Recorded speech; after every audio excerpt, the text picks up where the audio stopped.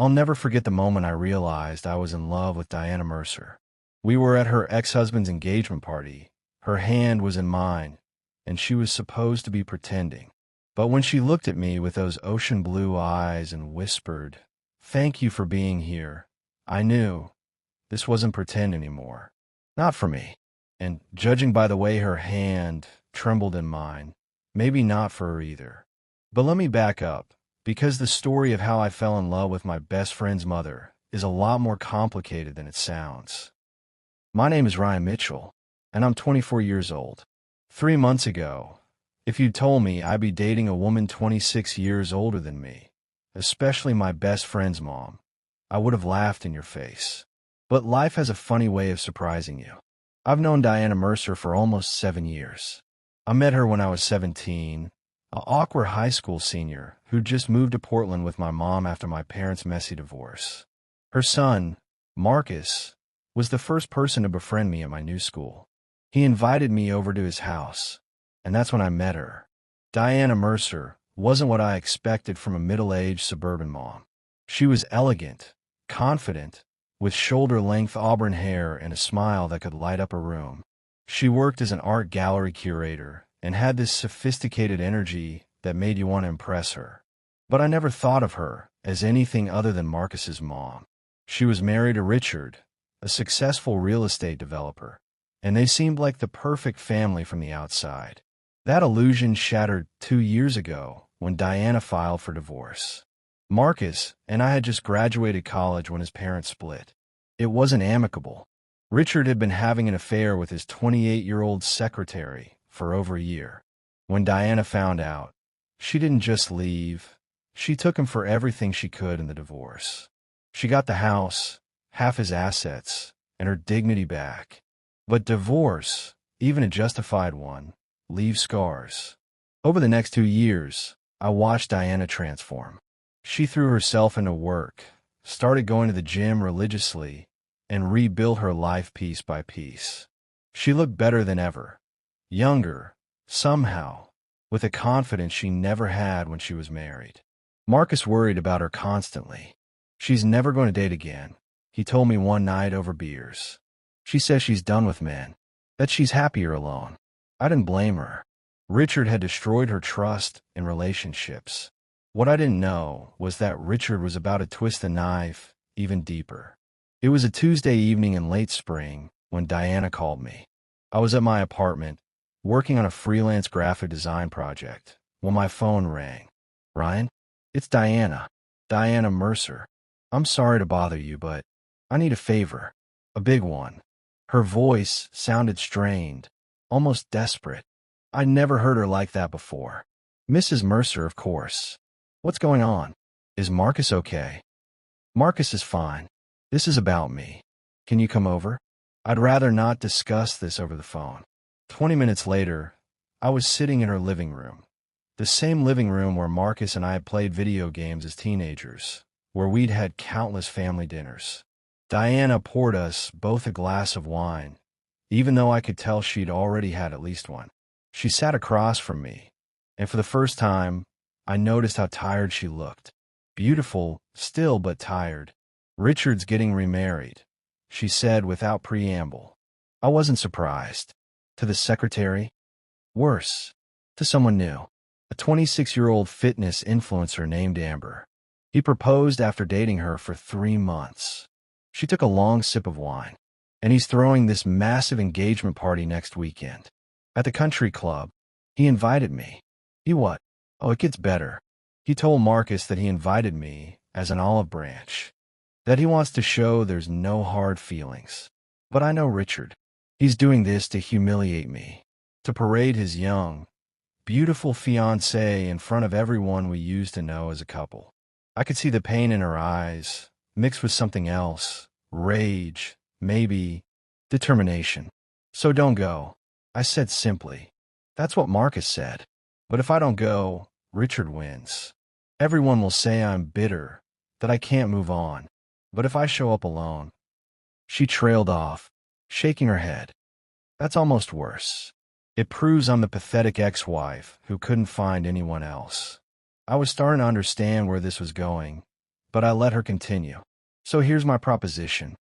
Diana leaned forward, and suddenly she wasn't the vulnerable divorcee anymore.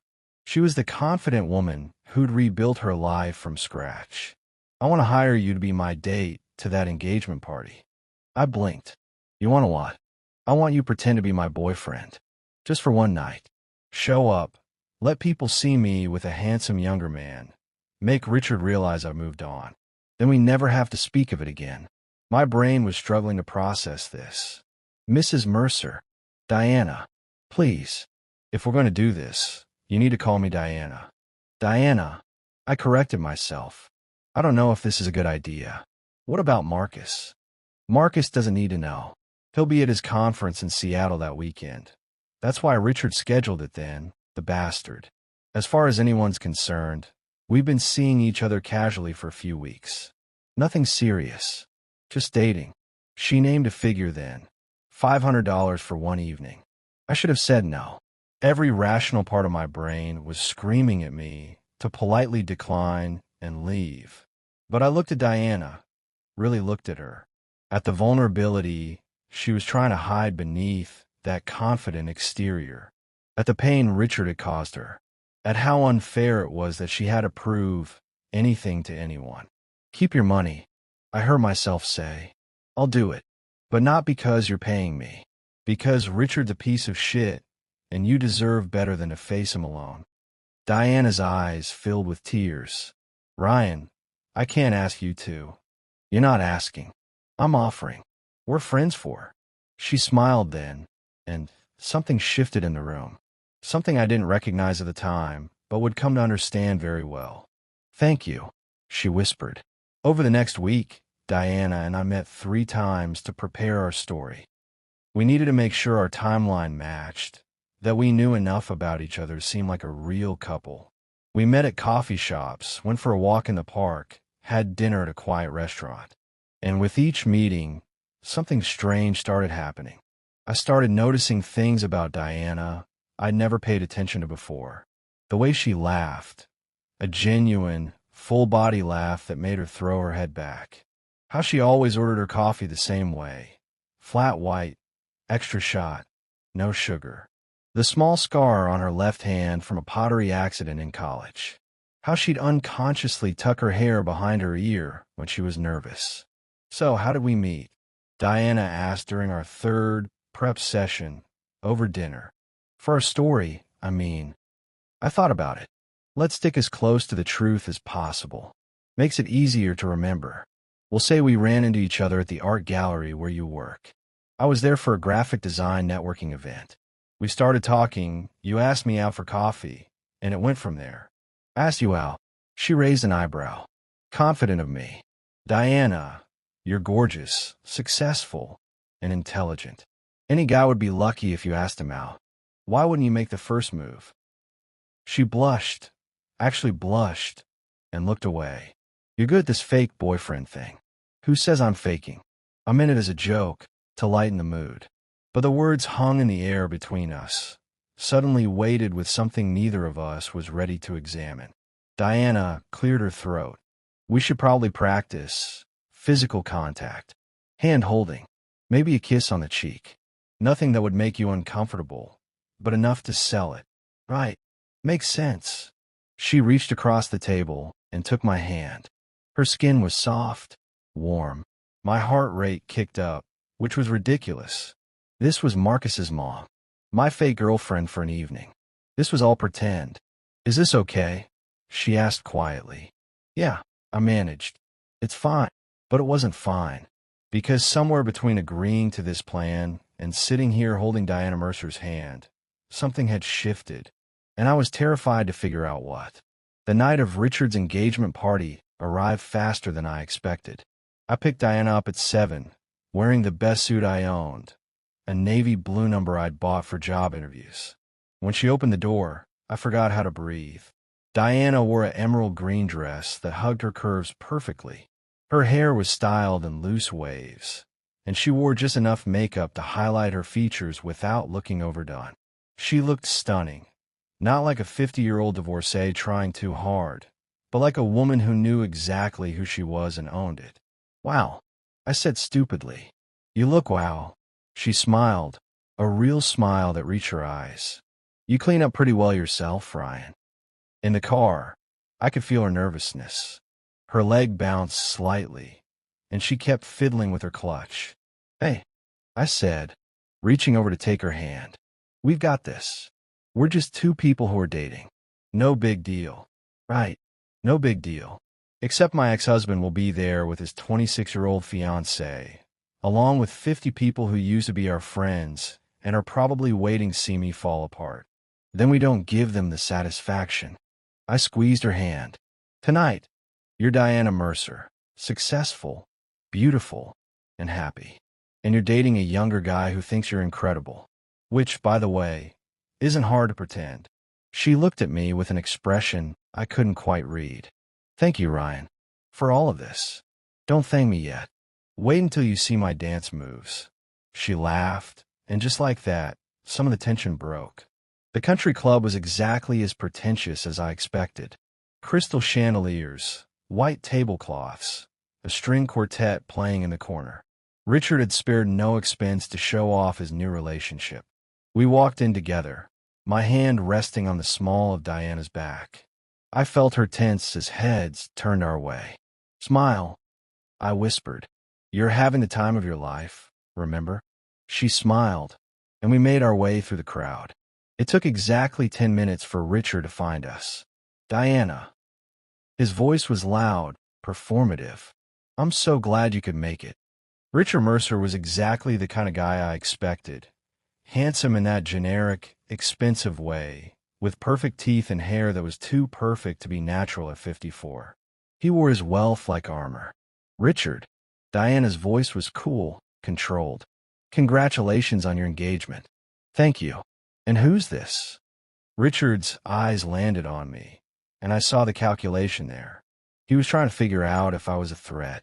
This is Ryan Mitchell, Diana said smoothly. My boyfriend. I extended my hand. Nice to meet you, Mr. Mercer. His handshake was aggressive, a test. I matched his grip without flinching. Ryan, Diana's never mentioned you. His smile didn't reach his eyes. Well, we like to keep things private, I said, pulling Diana closer. I'm sure you understand.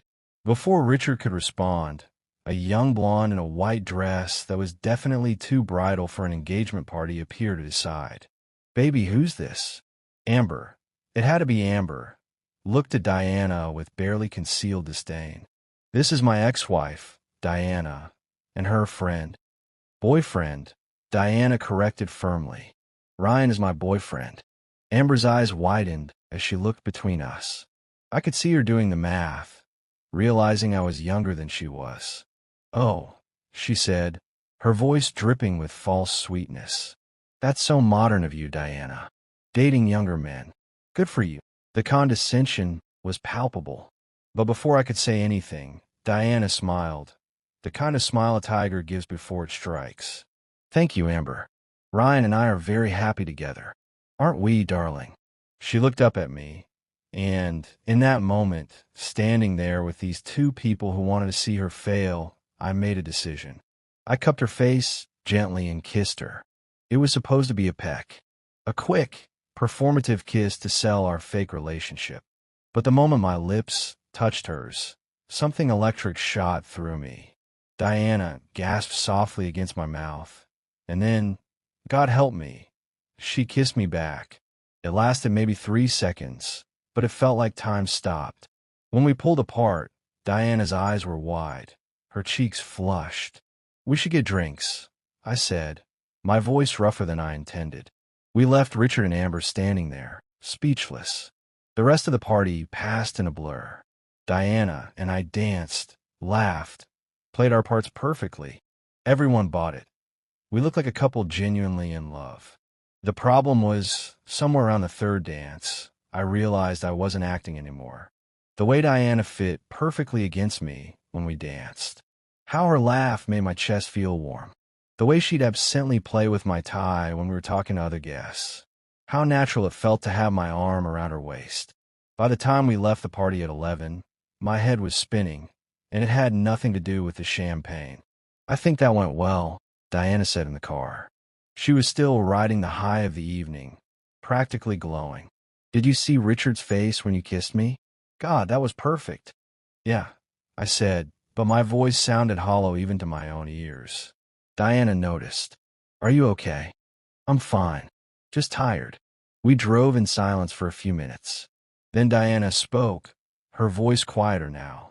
Ryan, about that kiss. It was for show, I said quickly. Just selling the performance. No big deal. Right. Of course. No big deal.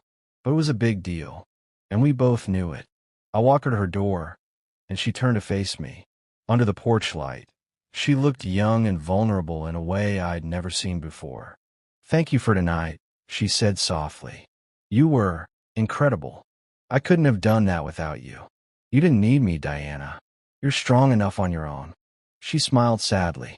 I don't feel very strong right now. Why not? She looked up at me, and I saw something in her eyes that made my heart stop. Because tonight felt too real, she whispered, and that terrifies me. I should have left. Should have made some joke, lightened the mood, and driven away. Instead, I said, what if it was real? Diana's breath caught. Ryan, you don't mean that. You're 24. I'm 50. I'm your best friend's mother. This is... I know who you are. I interrupted. I know how old you are. I know this is complicated and probably a terrible idea. But Diana, that kiss wasn't fake for me. And I don't think it was fake for you either. This is crazy, she breathed, but she didn't move away. Probably. I stepped closer, but I haven't been able to stop thinking about you all week. And it's not because you're paying me or because we're pretending. It's because you're brilliant and beautiful and brave. And when I'm with you, I feel more alive than I have in years. What about Marcus? Her voice was barely a whisper now. What about him? We're two adults. If this is real, if we want to explore this, Marcus will either accept it or he won't. But I'm not going to let fear of his reaction stop me from telling you the truth. Which is, I took her face in my hands, the same way I had at the party. But this time, there was no audience. No performance. Just us. I think I'm falling for you, Diana Mercer. She closed her eyes, and a single tear rolled down her cheek. This is a mistake. Maybe. But it's the best mistake I've ever made. When I kissed her this time, there was no pretense. No fake relationship. Just two people discovering something unexpected and terrifying and real. She kissed me back like she was drowning, and I was air. When we finally broke apart, both of us were breathing hard. I can't believe I'm doing this, she whispered against my lips. We don't have to do anything. We can pretend tonight never happened. Is that what you want? I pulled back enough to look her in the eyes. No, I want to take you on a real date. I want to see where this goes. I want to know if what I'm feeling is real or if I'm crazy. You're probably crazy, she said, but she was smiling. But so am I because I want that too. Of course, nothing is ever that simple. Dating your best friend's mother comes with complications. We kept it secret at first, sneaking around like teenagers. Dinner dates in towns where we wouldn't run into anyone we knew. Long phone conversations that lasted until 2 in the morning. Stolen kisses in parking garages. It was thrilling and terrifying in equal measure. But the guilt ate at me. Every time Marcus called to hang out, every time he mentioned his mom, I felt like I was betraying him. 2 months into our relationship, Diana and I finally decided we had to tell him. He's going to hate me. I said the night before we planned to break the news. Diana took my hand. He might be angry.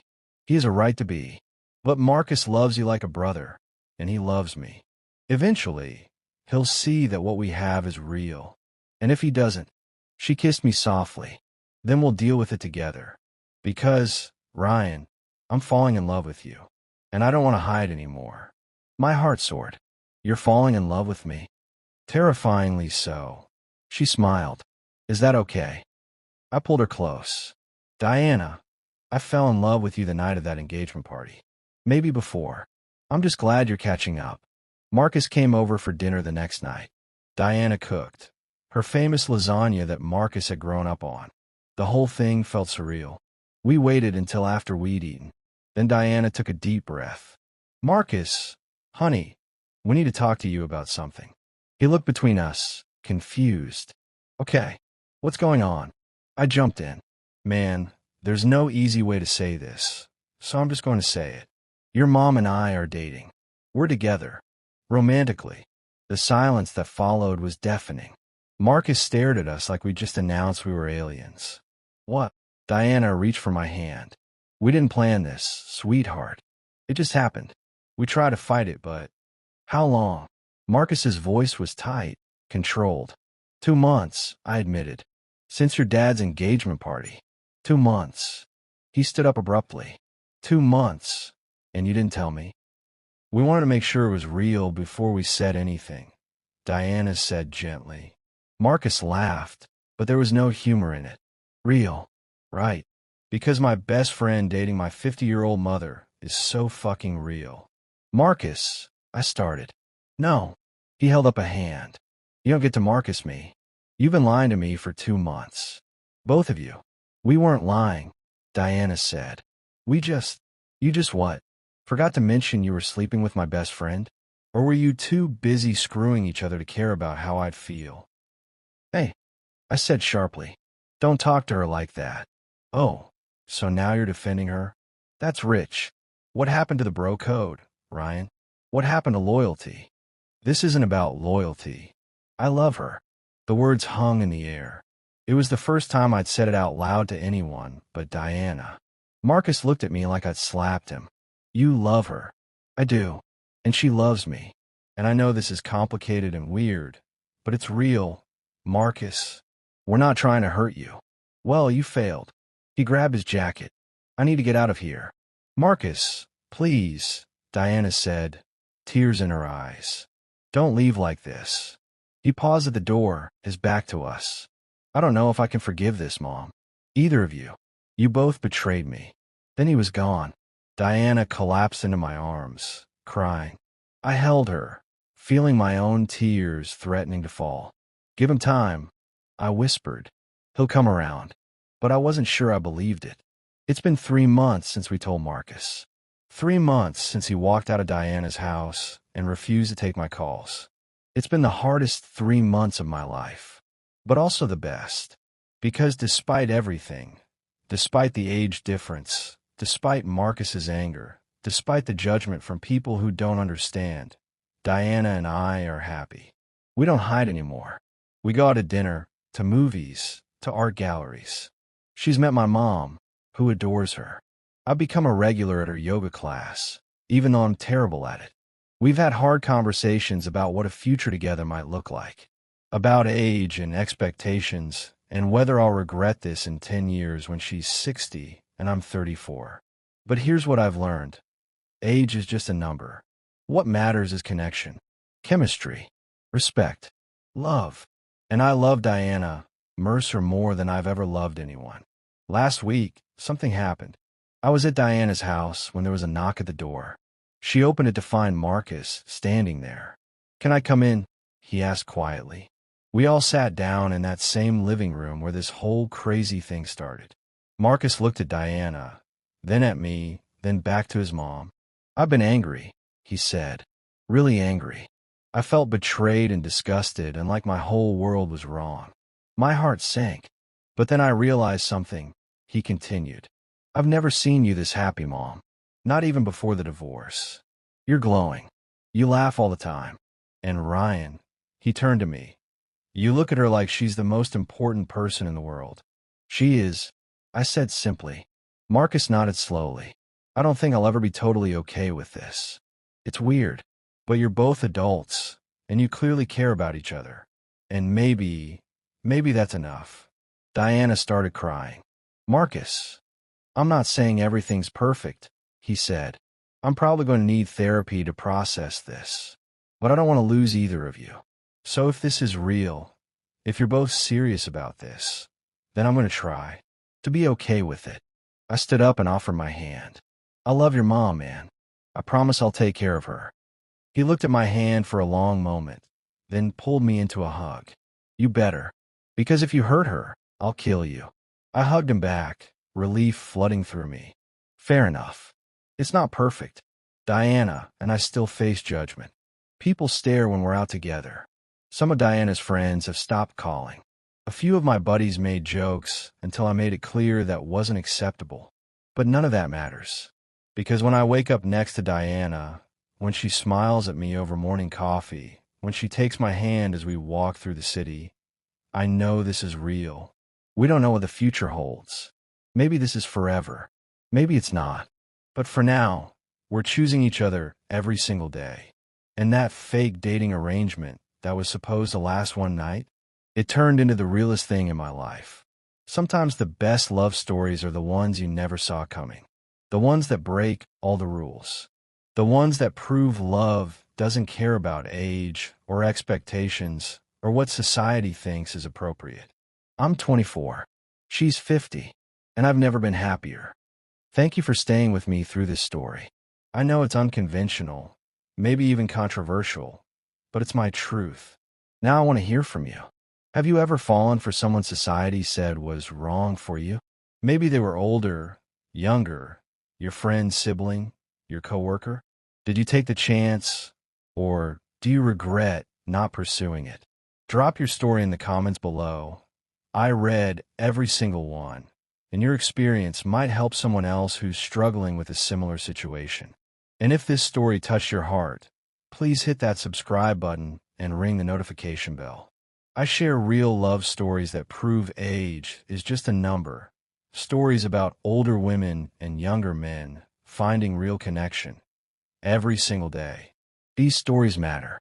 Love matters. And your support helps me keep sharing them. So drop a comment, hit that like button if this story moved you, and I'll see you tomorrow with another incredible love story. Remember, real love doesn't check your birth certificate. It just checks your heart. See you in the next one.